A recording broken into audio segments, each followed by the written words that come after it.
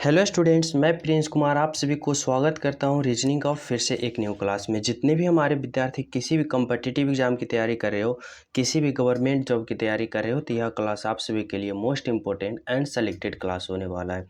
क्योंकि इस क्लास में जो पैटर्न लिया गया है, आप सभी के एग्जाम बेस्ड कंटेंट लिया गया है, यानी वर्तमान समय में या आने वाले समय में आपका एग्जामिनर जो प्रश्न पत्र तैयार करता है, वही प्रश्न पत्र और वही लेटेस्ट टॉपिक आप सभी को इस क्लास में देखने को मिलेगा।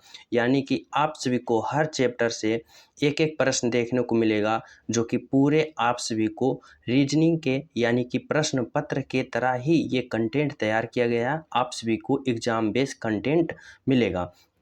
अगर आप लोग हमारे इस सुबह और शाम वाले क्लास को प्रैक्टिस सेट कंटिन्यू लगा रहे हो, तो आप सभी का एग्ज़ाम में नंबर इंक्रीज होगा ही होगा। क्योंकि कहा जाता है कि जो जितना प्रैक्टिस करेगा उसका उतना कॉन्फिडेंस ज़्यादा बूस्ट होगा, और जिस स्टूडेंट का कॉन्फिडेंस हाई होगा वह किसी भी विभाग का एग्ज़ाम देगा फुल बाय फुल मार्क्स से पास कर पाएगा। समझियो, इसीलिए आप सभी को यह क्लास सुबह शाम प्रोवाइड कराया जा रहा है, ताकि आप लोग ज़्यादा ज़्यादा प्रैक्टिस कर पाओ। तो चलो शुरू करते हैं। पहला प्रश्न समझना। देखो, पहला प्रश्न पूछा गया है, कह रहा है ना कि पैडल और साइकिल चलाना, यानी यह शब्दों का संबंध बताने के लिए आप सभी को पूछ रहा है। यानी यहाँ पे आप सभी को बताना होगा कि जिस प्रकार पैडल का संबंध साइकिल चलाना से है, उसी प्रकार चंपू का संबंध यहाँ पे किससे होगा, आप सभी को बताना।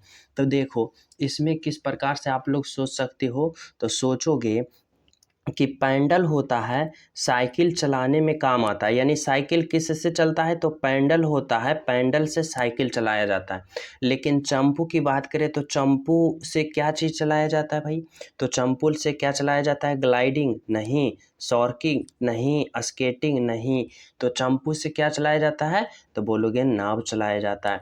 तो यानी कि यहाँ पे आप सभी को क्या पता चला कि जिस प्रकार पैडल से साइकिल चलता है, चंपू से क्या चलता है, नाव चलता है। देखो, बोलोगे सर चंपू क्या होता है, तो देखो नाव इस अब तो नाव चलता है जो मोटर से, लेकिन जो पहले वाले जो पानी में इस तरह से होता था, जो डंडा से ऐसे होता था ना, इस तरह से, इसी को बोला जाता है चंपू। यानी इस तरह से नाव इसको ऐसे ऐसे चलता था और नाव आगे की ओर बढ़ता था, उसी को कहा जाता है चंपू। यानी पैडल से जिस प्रकार साइकिल चलाना, चंपू से उसी प्रकार नाव चलाना। समझ गए हो? आपका राइट आंसर बोले तो ऑप्शन नंबर डी। चलो, अगला प्रश्न आप लोग समझने की कोशिश करना। 2 नंबर का प्रश्न है, और ये प्रश्न है ना नंबर सीरीज वाले प्रश्न। और इसको आप लोग किस प्रकार से सोल्व करोगे, तो इस प्रकार से करोगे कि देखो इसमें क्या है, तो बोलोगे सर यह सीरीज में 6 है, 18 है, 24 है, 9 है, फिर 27 है, फिर 31, फिर 11। यानी कि यह सीरीज आप सभी को क्या देखने को मिल रहा है, तो बढ़ रहा है, घट रहा है, बढ़ घट रहा है, इस तरह से यह सीरीज है। तो इसमें आप लोग किस प्रकार से लॉजिक लगा सकते हो, जब भी नंबर सीरीज आ जाए तो आप लोग देखना कि यह सीरीज किस प्रकार का है। तो बोलोगे इसमें तो बढ़ घट रहा है, तो कैसे सोचोगे, तो देखो इस प्रकार से सोचना। अगर हम 6 से 18 की ओर जाने की कोशिश करते हैं, तो बोलोगे क्या हुआ, तो बोलोगे सर 6 से 18 गया, तो अगर आप लोग 6 में 3 का गुना करो, तो देखो 6 तिया 18 आ रहा है, तो बोलोगे जी सर आ रहा है। यानी 6 में 3 गुना किया 18 आ गया। इसी प्रकार 18 से 24 गया, तो यानी क्या हुआ, तो बोलोगे सर 18 में अगर हम 6 को जोड़ें, तो 18 6 24, देखो आ गया, तो बोलोगे जी सर आ गया। अब इसी प्रकार देखो ये 24 आ गया। अब इसी प्रकार अगर हम 9 से 27 चलते हैं, यानी 9 में भी हम गुना 3 करते हैं, तो देखो 9 तिया 27, या 27 आ गया, तो बोलोगे जी सर आ गया। और फिर इस 27 में फिर पुनः हम 6 को जोड़ते हैं, तो 27 और 6 देखो 33 आ गया, तो बोलोगे जी सर आ गया। अब इसी प्रकार से यह किस प्रकार का सीरीज चल रहा है, तो पहले 3 गुना करो, फिर 6 जोड़ो, और फिर इस तरह से बार बार रिपीट हो रहा है, यानी बार बार सीरीज चल रहा है। तो इसी प्रकार से हम कंटिन्यू करेंगे। यानी कि हम 11 में 3 को क्या करेंगे, पहले गुना करेंगे, तो 11 गुने 3 करेंगे तो क्या आएगा, तो बोलोगे सर 11 गुने 3 करेंगे तो हमें 33 प्राप्त होगा। कितना प्राप्त होगा, 33। और फिर इस 33 में फिर पुनः क्या करेंगे, तो 6 जोड़ेंगे, तो 33 में 6 जोड़ोगे तो क्या आएगा, तो 33 में 6 जोड़ोगे तो 39 आएगा, यानी 39। इस तरह से, तो कौन सा ऑप्शन में दिख रहा है 33 और 39, तो बोलोगे ऑप्शन बी में दिख रहा है। यानी क्या हुआ ना इस सीरीज में कि पहले 3 गुना हुआ फिर 6 जोड़ा, फिर 3 गुना हुआ फिर 6 जोड़ा, फिर 3 गुना हुआ फिर 6 जोड़ा। अगर इस तरह से हम सीरीज चलें तो हमारा राइट आंसर निकल कर आ गया। समझो तो किस प्रकार से यह जो है नंबर सीरीज वाले कंफ्यूज करने के लिए इस तरह से सीरीज बनाए, लेकिन यही तो लॉजिक पकड़ना है कि आखिर इन सभी प्रश्नों में ना क्या लॉजिक लगा रखा है, जो आप सभी को तो बताना ही था। समझ गए हो?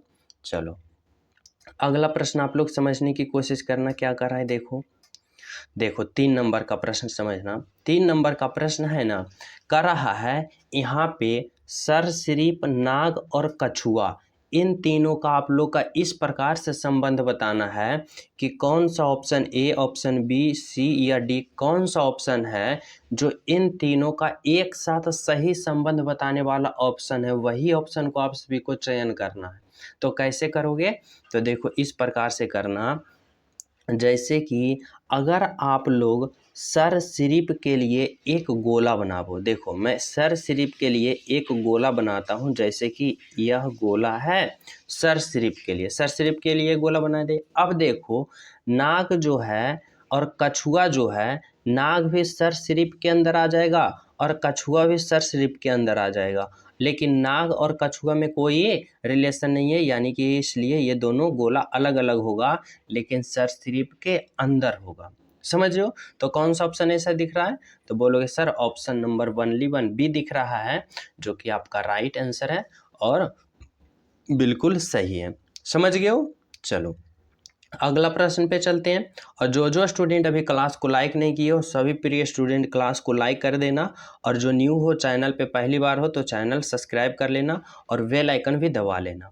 चलो अगला प्रश्न देखो क्या है, 4 नंबर का प्रश्न समझना। 4 नंबर का प्रश्न में कह रहा है ना कि समूह में भिन्न आकृति की पहचान करें। देखो आप सभी को बताना होगा कि A B C D 4 option है, इन 4 ऑप्शन में कौन सा ऑप्शन, 3 ऑप्शन जो होगा एक समान होगा और एक ऑप्शन जो होगा ना वह सबसे अलग होगा, यानी भिन्न होगा, वही ऑप्शन को आप सभी को पता करना होगा और चयन करना होगा। तो देखो अगर हम बात करें ऑप्शन ए और बी और सी और डी में कि कौन सा 3 ऑप्शन एक समान है, तो देखो क्या है इन तीनों में एक समान, तो देखो अगर हम बात करें इसमें भी 1 2 3 त्रिभुज है जो कि भरा हुआ है, इसमें भी 1 2 3 त्रिभुज है जो भरा हुआ है, इसमें भी 1 2 3 त्रिभुज है जो यानी भरा हुआ है। लेकिन जब हम ऑप्शन ए की बात करें तो इसमें 1 2 त्रिभुज ही भरा है, बाकी 2 त्रिभुज खाली है। यानी इस प्रकार से आप लोग छाड़ सकते हो कि ऑप्शन बी सी डी जो है तीनों एक प्रकार के हैं, लेकिन ऑप्शन ए जो है ना यह सबसे अलग है और इसी को हमें चयन करना था, जो कि कौन सा ऑप्शन में दिख रहा है, तो ऑप्शन बी में दिख रहा है। यानी आपका राइट आंसर है ऑप्शन नंबर बी, जो कि बिल्कुल सही। समझ गए हो? चलो अगला प्रश्न आप लोग समझने की कोशिश करना। देखो 5 नंबर का प्रश्न, 5 नंबर का प्रश्न है ना, कर रहा है यह ब्लड रिलेशन से प्रश्न है और किस प्रकार से बनाना है समझो। करा है मनु के पिता की बहन का बेटा राजू है और मनु का राजू से क्या रिश्ता है, जो आप सभी को बताना होगा। तो देखो किस प्रकार से आप लोग समझ सकते हो, तो इस प्रकार से समझना। कह रहा है मनु के पिता, देखो मनु के लिए यह मनु है, मनु है। अब देखो मनु के पिता, चलो मनु के पिता, मनु के पिता, मनु के पिता की बहन, यानी मनु के पिता की ये बहन हो गई। चलो मनु के पिता की बहन, बहन का बेटा राजू है, यानी इसका बेटा कौन है, तो राजू है। ये है। अब देखो क्या कर रहा है कि अब प्रश्न पे आ जाओ, क्या है प्रश्न कर रहा है मनु का राजू से क्या रिश्ता है, मनु का राजू से क्या रिश्ता है, यानी राजू मनु को क्या कहेगा। तो देखो यहाँ पे बताना कि मनु के पिता, पिता के बहन और बहन का बेटा, यानी राजू मनु को क्या कहेगा। तो देखो राजू मनु को क्या कहेगी, तो राजू यहाँ है, राजू की माँ, माँ के पिता, माँ का जो भाई है और भाई के या मनु कौन है, तो बेटी है। तो इस तरह से राजू मनु को क्या कहेगा तो ममेरी बहन कहेगा, यानी ऑप्शन नंबर डी होगा। यहाँ पे पूछ रहा है मनु का राजू से क्या रिश्ता है, यानी राजू मनु को क्या कहेगा तो ममेरी बहन। लेकिन जब बात आ जाता कि मनु राजू को क्या कहता तो फुफेरा भाई कहता। मनु कहता राजू को फुफेरा भाई, लेकिन राजू मनु को क्या कहेगी तो ममेरी बहन। और यही कह रहा है कि मनु का राजू से लगा है, तो यानी राजू मनु को क्या कहेगा तो ममेरी बहन कहेगा। यानी आपका राइट आंसर ऑप्शन नंबर कौन है तो ऑप्शन नंबर बी है।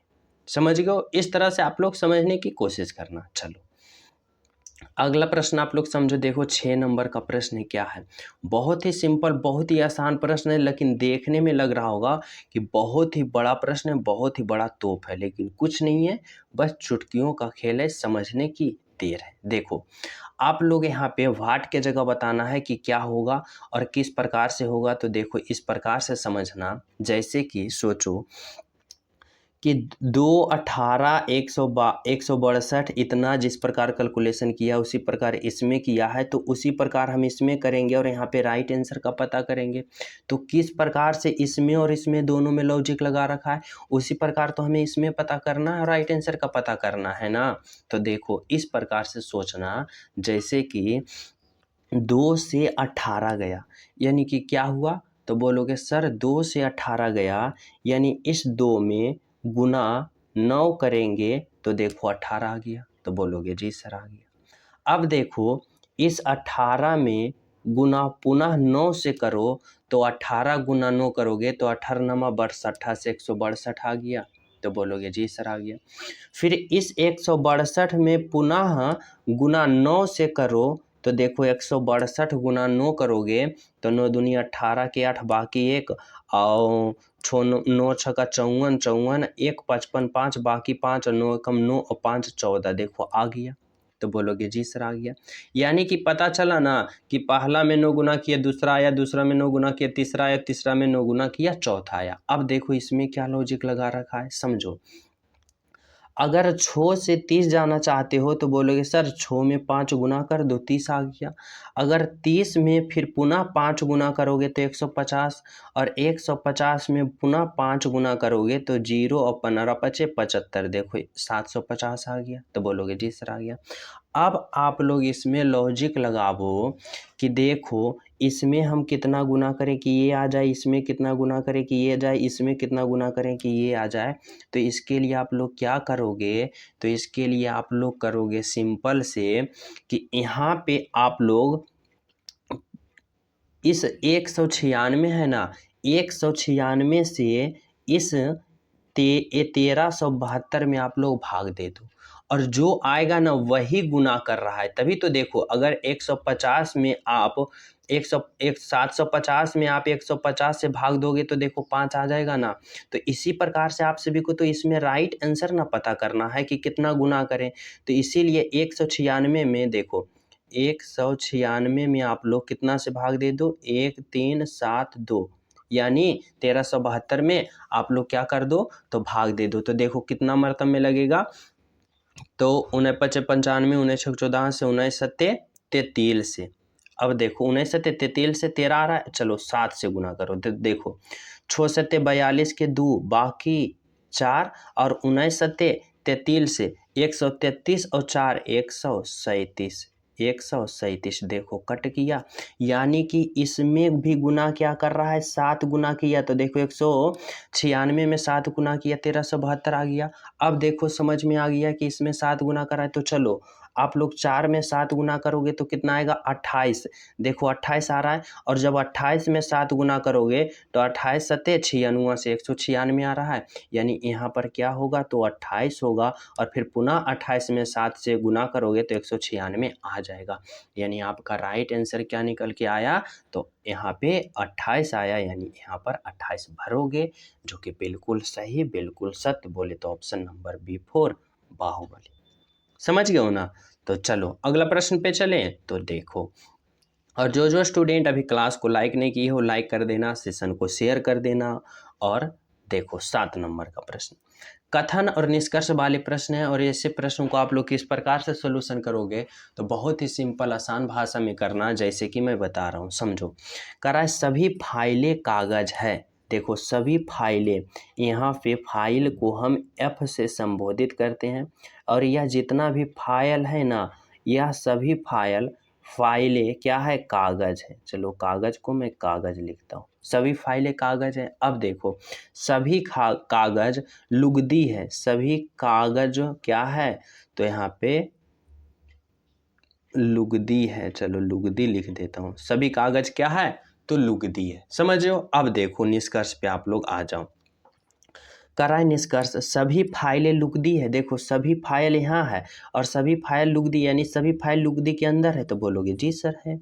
अब देखो निष्कर्ष दो, कुछ लुगदी कागज है, लुगदी यहाँ है और कागज यहाँ है, तो कुछ लुगदी कागज हो सकता है, तो हो है यानी कुछ लुगदी कागज हो सकता है, यानी निष्कर्ष भी दो सही है। यानी निष्कर्ष एक और निष्कर्ष दो दोनों एक और दो तर्क संगत है, यानी ऑप्शन नंबर सी है जो कि बिल्कुल सही है, बिल्कुल सत्य है, बोले तो ऑप्शन नंबर सी है। समझ गए हो ना। चलिए अगले प्रश्न पे तो देखो, अगला प्रश्न आप लोग समझने की कोशिश करना। 8 नंबर का प्रश्न क्या कर रहा है, समझो। यहाँ पे 8 नंबर का प्रश्न है, दर्पण प्रतिबिंब मिरर इमेज वाले प्रश्न आप सभी को बताना होगा कि किस प्रकार से यहाँ पे मिरर इमेज बन रहा है, यानी दर्पण प्रतिबिंब बन रहा है, जो आप सभी को बताना होगा। देखो यहाँ पे यह प्रश्न है और यहाँ पे मिरर लगा रखा है और इसका कौन सा ऑप्शन होगा जो आप सभी को बताना होगा, जो इसका दर्पण इमेज में कैसा बनेगा। तो देखो दर्पण इमेज में क्या होता है ना कि दाएं वाला प्रश्न बाएं में चला जाता है और बाएं वाला दाएं में चला जाता है, यानी कहने का मतलब है ना हमारा उल्टा पुल्टा हो जाता है। तो देखो अगर इस आकृति के इधर आप लोग दर्पण लगाते हो तो यह जो इसका मुंह इधर है तो उलट के इधर हो जाएगा और जो इसका मुंह इधर है उलट के इधर हो जाएगा। सिंपल से समझ रहे हो ना। तो देखो आप लोग सबसे पहले इसमें देखो क्या होगा, तो देखो यह जो 2 पेंसिल दिख रहा है ना, 1 2 पेंसिल, इसका पेंसिल का मुंह इधर है, तो इस पेंसिल का मुंह किधर हो जाएगा, इस पेंसिल का मुंह इधर हो जाएगा, इस तरफ हो जाएगा, इस दोनों पेंसिल का। अब देखो आप लोग यहाँ से ऑप्शन को काटना शुरू करो, तो देखो ऑप्शन बी तो गलत है और ऑप्शन ए बी सी इस तरह से। अब देखो आप लोग यहाँ पे क्या होगा इसमें कि देखो यह जो तीर यहाँ है ना इस तरफ, जो उलट के तीर इस तरफ आ जाएगा। अब देखो ऑप्शन सी तो गयो, अब बचा ऑप्शन ए और डी। अब यहाँ पे आप लोग लॉजिक लगाओ इस तरह से कि यहाँ पे जो इस तरह से ऐसे बना है ना, ऐसे बना है, उसके बाद ये ऐसे है और ये ऐसे है, इसी तरह ना है। हाँ तो देखो इस तरह से है तो ये तो ऐसे ही रहेगा, लेकिन यहाँ पे जो देखो इस तरफ जो थोड़ा सा रंगा हुआ भाग है ना, यह रंगा हुआ भाग किस तरफ आ जाएगा, तो यह रंगा हुआ भाग इस तरफ आ जाएगा, यानी यहाँ पर रंग आ जाएगा, यहाँ पर रंग आ जाएगा। अब देखो ये तो ऑप्शन ए में भी है, ऑप्शन डी में भी है। अब देखो क्या चीज़ और थोड़ा सा लॉजिक अलग है, तो देखो यहाँ पे एक पॉइंट देखना, नीचे देखो इस तरह से इधर का कुछ भाग है तो यह उलट के इस तरफ आ जाएगा ऐसे, और ऐसे की बात करें तो ये ऑप्शन ए में नहीं है, वैल्यूएबल ऑप्शन डी में है। देखो यहाँ पे समझ हो ना। तो इसका मतलब आपका राइट आंसर क्या बना इस प्रश्न का दर्पण इमेज, तो ऑप्शन नंबर डी बना, जो कि बिल्कुल सही है, बिल्कुल सत्य है, ऑप्शन नंबर डी। समझ गए हो। चलो अगला प्रश्न आप लोग समझना क्या है, 9 नंबर का प्रश्न देखो। 9 नंबर का प्रश्न में समझना यहाँ पे क्या कर रहा है, यदि DROWSY इतना को इतना लिखा जाए तो इतना को कैसे लिखेंगे, जो आप सभी को बताना होगा। तो किस प्रकार से सोचोगे, तो इस प्रकार से सोचना कि DROWSY को इतना लिखा तो लिखा कैसे। तो देखो सबसे पहले क्या करो, यहाँ पे लिखो, यहाँ पे क्या है, D है, R है, O है, डब्लू है, फिर एस है, फिर बाई है, इतना है। और इतना को क्या लिखा, तो एच लिखा, भी लिखा, एस लिखा, ए लिखा, फिर डब्लू लिखा, फिर सी लिखा। इतना को आप बताना होगा कि इतना को इतना लिखा तो लिखा कैसे। इसके लिए क्या करोगे, आप लोग अल्फ़ाबेट पोजीशन लिखो, जैसे मैं बता रहा हूँ समझो। देखो डी का अल्फ़ाबेट पोजीशन कितना होता है, तो देखो डी का 4 होता है, आर का 18 होता है, ओ का 15 होता है, डब्लू का 23 होता है, एस का 25 होता है, सॉरी एस का कितना होता है, तो एस का 19 होता है और डब्लू बाई का 25 होता है। इतना लिख लिए हो। अब इसमें आ जाओ, एच का 8 होता है, भी का 22 होता है, एस का 19 होता है, ए का 1 होता है, डब्लू का 23 होता है, समझ रहे हो ना, डब्लू का 23 होता है और सी का 3 होता है। अब आप लोग यहाँ पे देखो कि इसमें क्या लॉजिक लगाया है। तो देखो आप लोग डी से एच चले हो यानी 4 से 8 चले हो तो बोलोगे सर +4 हुआ।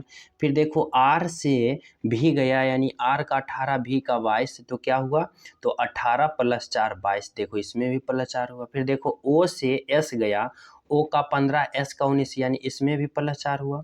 फिर देखो 23 से 1 गया यानी कि 23 का अल्फ़ाबेट पोजीशन, सॉरी डब्लू का अल्फ़ाबेट पोजीशन 23 और एक का 1, तो बोलोगे 23 से 1 गया तो कैसे हुआ सर, तो देखो डब्लू के बाद क्या होता है एक्स बाई जेड और जेड के बाद पुनः ए से स्टार्ट हो जाता है। तो देखो ए का 1 और 23 से 1 गया यानी 1 2 3 4 जोड़ा, यानी कि इसमें भी क्या जोड़ा, तो इसमें भी +4 जोड़ा। समझो आगे देखो क्या, एस से डब्लू गया यानी एस का 19 और डब्लू का 23, तो 19 से 23 गया +4 और फिर देखो 25 से 3 गया, बाई का 25 और सी का 3, तो 22 से सी गया यानी बाई के बाद जेड फिर ए बी सी यानी +4 यहाँ पे। तो क्या पता चला ना कि इतना में लिखने के लिए सभी का अल्फ़ाबेट पोजीशन में +4 किया, तो इतना का सभी का अल्फ़ाबेट पोजीशन में हम +4 क्यों ना करेंगे भाई, तो करेंगे। तो देखो ना, तो देखो यहाँ पे क्या है, बी है, फिर ई है, फिर ए है, फिर यू है, टी है, बाई है। अब आप लोग क्या करो कि सभी का अल्फ़ाबेट पोजीशन में +4 करो। इससे पहले आप लोग इसका अल्फ़ाबेट पोजीशन लिख लो। जैसे कि देखो बी का 2 होता है, ई का 5 होता है, ए का 1 होता है, यू का 21 होता है, टी का 20 होता है और बाई का 25 होता है।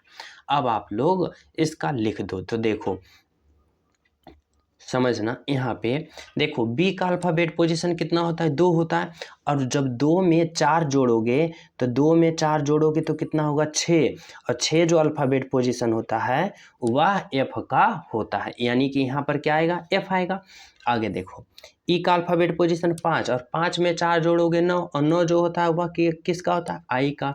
फिर देखो एक में आप लोग क्या जोड़ोगे 4 तो 5 और 5 जो अल्फ़ाबेट पोजीशन किसका होता है, तो बोलोगे सर ई का होता है। आगे देखो यू का अल्फ़ाबेट पोजीशन 21 और 21 में जब आप लोग 4 जोड़ोगे तो 21 4 क्या होगा 25 और 25 जो अल्फ़ाबेट पोजीशन होता है वह किसका होता है, तो बाई का, यहाँ पे बाई लिखो। आगे देखो टी का अल्फ़ाबेट पोजीशन 20 और 20 में जब 4 जोड़ोगे 24 और 24 जो अल्फ़ाबेट पोजीशन होता है वह एक्स का, तो यहाँ पे एक्स दो। आगे देखो बाई का अल्फ़ाबेट पोजीशन 25 और जब 25 में 4 जोड़ोगे तो 29 और 29 क्या होता है ना, समझो देखो जेड को आप लोग क्या कहते हो 26 कहते हो, तो जेड के बाद ए बी सी डी इस तरह से आगे होता है। तो देखो 26 27 28 29, 29 पे कौन आया, सी आया, यानी कि FIE बाई एक्स सी, बोले तो ऑप्शन ए इज द बिल्कुल राइट आंसर, बिल्कुल सत्य आंसर, बिल्कुल सही। तो आपका राइट आंसर क्या निकल कर आया, ऑप्शन नंबर ए। यहाँ तक सभी विद्यार्थी समझ गए हो। तो चले हम सब अगले प्रश्न पे। तो देखो अगला प्रश्न आप लोग समझने की कोशिश करना, 10 नंबर का प्रश्न क्या कर रहा है। तो देखो 10 नंबर का प्रश्न बहुत ही सिंपल है। यह प्रश्न ब्लड रिलेशन से है, इसी प्रकार से आप सभी के एग्जाम में आता है। यह लेटेस्ट एग्जाम का यह प्रश्न पत्र है। तो देखो कैसे पूछा था और किस तरह से आप सभी को फंसाने की कोशिश किया, लेकिन फंसोगे नहीं। देखो कह रहा है सैम ने रीता से कहा तुम्हारी माता के पति की बहन मेरी बुआ है रीता, सैम में क्या संबंध है, समझो। देखो सैम और रीता है, यानी कि यहाँ पे चलो रीता है और यहाँ पे सैम है, समझ गए हो। अब देखो क्या कर रहा है, अब समझना। यहाँ पे कर रहा है रीता ने सैम से कहा, यहाँ पे सैम ने, या जो सैम है ना, सैम ने रीता से कहा, सैम ने रीता से कहा कि तुम्हारी माता के पति, देखो तुम्हारी माता यानी माँ, तुम्हारी माता के पति यानी माता के पति यानी रीता को क्या हुआ, तो पिता होंगे, यानी पिता, यानी कि माता के पति कौन होंगे, रीता के पिता, तो माता पिता हुए।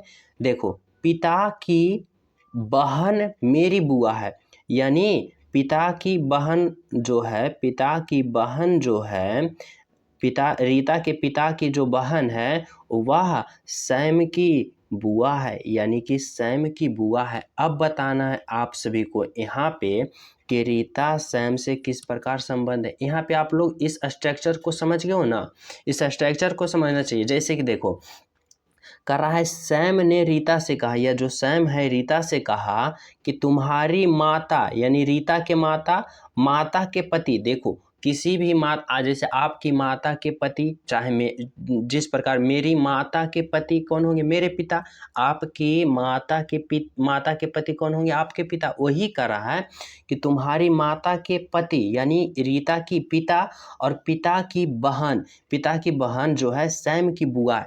अब आप लोग सोचो कि देखो यह सैम की बुआ है, आप तो यहाँ पे देखो रीता के बुआ, माता के पिता की बहन कौन लगेंगे, तो रीता के भी बुआ लगेंगे, क्योंकि देखो आपकी माता के पति यानी आपके पिता के बहन आपको कौन लगेंगे, तो आप वो पिता के बहन को बुआ कहेंगे, और यहाँ सैम का भी ये बुआ लग रहे हैं। अब बताना है रीता और सैम में किस प्रकार संबंधित है, यानी सैम रीता को क्या कहेगा, तो देखो दोनों को ये जो है ना बुआ लग रहा है, यानी कि ये दोनों रीता और सैम भाई बहन है, यानी सैम रीता को क्या कहेगा, तो बहन कहेगा। समझे हो ना, इस तरह से आप लोग समझने की कोशिश करना। तो राइट आंसर आपका क्या निकल कर आया, ऑप्शन नंबर सी।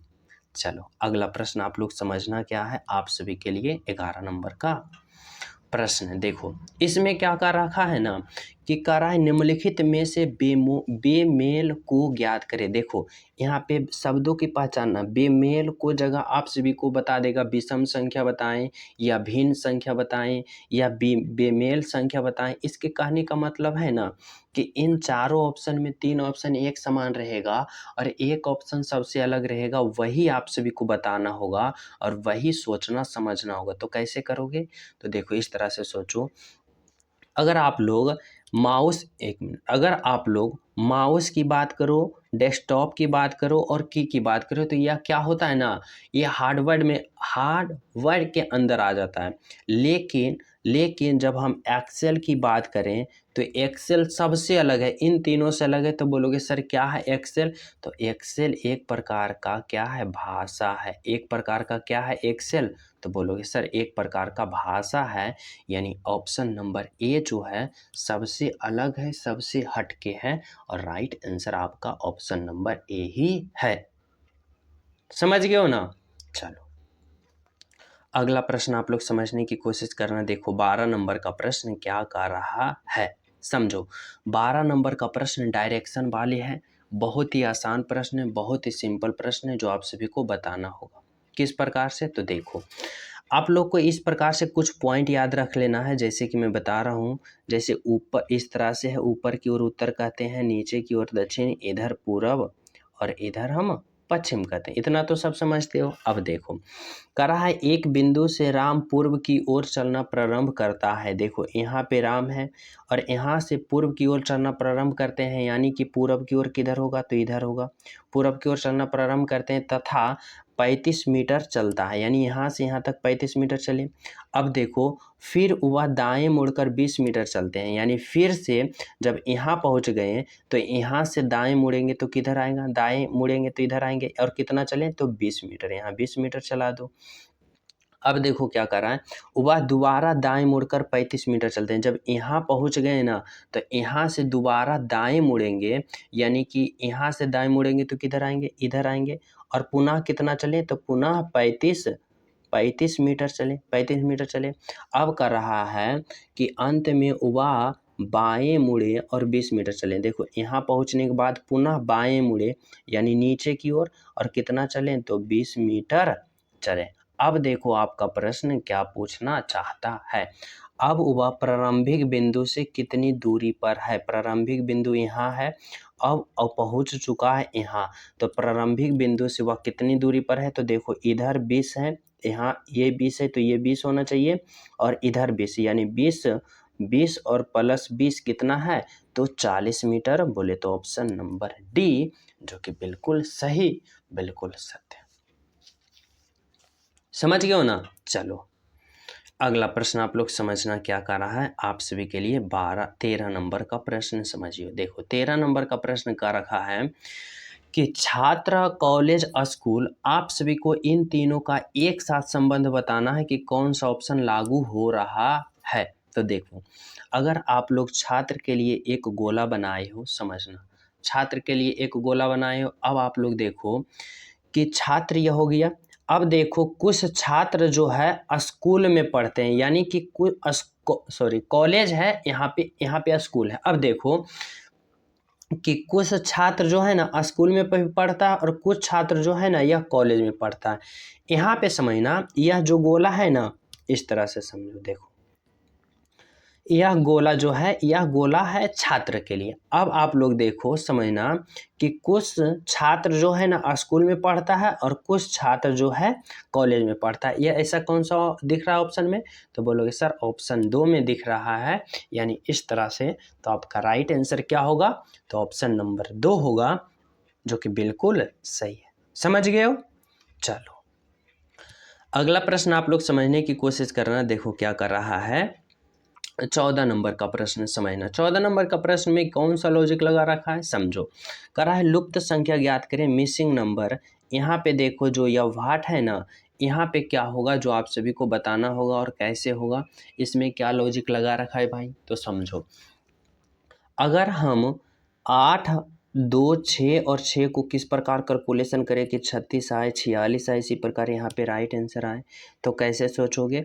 तो इस प्रकार से देखो कि अगर हम 8 और गुना 6 करें, समझना 8 गुना 6 करेंगे, तो देखो 8 गुने 6 करो तो आप लोग बताओगे 8 गुना 6 करें तो 8 छक्का 48 आ गया। क्या आ गया, 48 आ गया।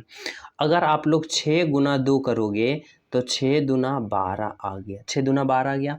अब आप लोग इन दोनों को घटा दो तो देखो 48 में 12 घटाओगे तो देखो 36 आ रहा है, तो बोलोगे जी सर आ रहा है। अब यही लॉजिक आप सभी को इसमें लगाना है। किस में लगाना है, तो इसमें लगा के 46 लाना है। तो देखो आप लोग 7 और 8 में गुना करो तो 7 गुने 8 सतियठी, बोलोगे सर 56 होगा, 56 होगा। और फिर 2 और 5 को गुना करो तो 2 और 5 को गुना करो तो 5 दूना 10 होगा। और जब 56 और 10 को घटाओ देखो 46 आ रहा है, तो बोलोगे जी सर आ रहा है। अब इसी प्रकार आप सभी को इसमें सोचना है कि ये संख्या और ये संख्या को गुना करना है। तो देखो 7 गुने 10 करोगे तो 7 गुना 10 करोगे तो क्या आएगा, 70 आएगा, 70 आ रहा है। अब 4 और गुना 6 करो तो 4 5 20, 4 छक्का 24 आ रहा है। और इन दोनों को घटा दो तो देखो 70 में 24 घटाओगे कितना आएगा, 10 4 6 और ये हो गया 6 6 4 2, यहाँ पे क्या होगा, तो 4 होगा, 46। कौन सा ऑप्शन में दिख रहा है 46, तो बोलोगे सर ऑप्शन सी में दिख रहा है। यानी आपका राइट आंसर जो निकल कर आया कितना आया, तो 46 आया, जो कि बिल्कुल सही। समझ गए हो। चलो अगला प्रश्न आप लोग देखो क्या है, समझना। 15 नंबर का प्रश्न समझने की कोशिश करना। इसमें क्या कर रहा है यदि 7 8 2 को इतना लिखा जाता है, इतना को इतना लिखा जाता है, तो इतना को किस प्रकार लिखोगे। तो इसमें क्या लॉजिक लगा रखा है ना, वह आप सभी को बताना होगा। तो कैसे सोचोगे, तो देखो इस प्रकार से सोचना कि जैसे कि 782 को 20 लिखा तो लिखा कैसे, तो बोलोगे कि अगर हम इन दोनों को 782 के तीनों अंकों को जोड़ते हैं तो क्या आता है, तो बोलोगे सर 7 8 और 2 को जोड़े तो 8 तो 10 और 17 आया, 17 आया। लेकिन आपको चाहिए 20, तो 20 लाने के लिए 17 + 3 करोगे तभी तो 20 आएगा। 17 + 3 किया तो कितना आ गया, तो बोलोगे सर 20 आ गया, यानी ये आ गया। समझ रहे हो ना। आगे देखो क्या है, यहाँ पे आगे देखो क्या है 671, आप सभी को लाना है 17, तो इसमें भी यही लॉजिक लगाना है और 6 और 7 को क्या करो आपस में जोड़ दो। तो देखो जोड़ो, तो 6 और 7 को जोड़ो तो कितना आएगा, 7 और 6 13, और 13 और 1 14, 14 आ गया। लेकिन 14 में भी +3 आप लोग को करना है, क्योंकि इसमें की हो तो इसमें भी करोगे। तो 14 3 17 देखो आ गया, तो बोलोगे सर आ गया। अब इसी प्रकार आप सभी को लॉजिक इसमें लगाना है, इन दोनों को जोड़ो या इन तीनों को आपस में जोड़ो। तो 8 और 8 16, और 16 और 4 20 आया। लेकिन आप लोग को इसमें भी 3 किया है, इसमें भी 3 किया है, तो आप लोग इसमें भी 3 जोड़ोगे, यानी 20 और 3 23, यानी कौन सा ऑप्शन में दिख रहा है, तो बोलोगे सर ऑप्शन 3 में दिख रहा है, सॉरी यहाँ पे 23 किस में दिख रहा है, तो बोलोगे सर ऑप्शन ए में दिख रहा है, जो कि 23, यानी आपका right answer option number A होगा, बिल्कुल सही होगा, बिल्कुल सत्य होगा। समझ रहे हो? चलो देखो 15 नंबर का प्रश्न समझना आप लोग को, इसमें क्या दे रखा है और किस प्रकार से दे रखा है, सभी विद्यार्थी समझने की कोशिश करो। देखो अगर हम बात करें, इसमें क्या करा है ना, करा है कौन सी आकृति प्रश्न आकृति में आकृति के प्रतिरूप को पूरा करेगा। देखो इस भाट के जगह कौन सा ऑप्शन उठा के रखोगे जो इस भाट को क्या करे, तो राइट आंसर प्राप्त करे। कौन सा ऑप्शन यहाँ पे उठा के रखोगे जो यह प्रश्न आकृति को पूरा करेगा। तो देखो मैं थोड़ा जूम करता हूँ, अब आप लोग बताना कि क्या हम रखें और कौन सा ऑप्शन रखें। तो देखो अगर हम बात करें इस तरह से, जैसे कि यहाँ पे देखो आप लोग क्या करो ना, ऑप्शन को पहले काटना सीखो। जैसे कि किस प्रकार से काटोगे, तो बोलोगे कि इस तरह से कि यहाँ पे क्या होगा, तो देखो अगर हम बात करें कि इस तरह से, देखो इस तरह से है, इस तरह से ऐसे है, तो अगर हम इस तरह से देखें इसमें भी, तो इसमें देखो इस तरह से आप लोग लॉजिक लगाओ, इस तरह से सोचो कि यहाँ देखो 2 लकीर है, 2 रेखा इस तरह से हुआ है, तो यहाँ भी 2 रेखा है, और यहाँ भी 2 रेखा है, यहाँ भी, तो यहाँ भी क्या होना चाहिए, 2 ही रेखा होना चाहिए। तो देखो ऑप्शन 2 तो होगा नहीं। अब बात रहा ऑप्शन 1, ऑप्शन 3 और ऑप्शन 4 में, तो इसमें देखो किस प्रकार से लॉजिक लगा रखा है। तो देखो इसमें भी इस तरह से, ऐसे यहाँ पे 2 रेखा, यहाँ भी 2 है और यहाँ भी 2 है, तो यहाँ भी 2 होना चाहिए। तो देखो ऑप्शन डी तो होगा नहीं, क्योंकि इसमें यहाँ पे देखो इस तरह से है नहीं। अब बात रहा किस में, तो ऑप्शन 3 में रहा और ऑप्शन 1 में रहा।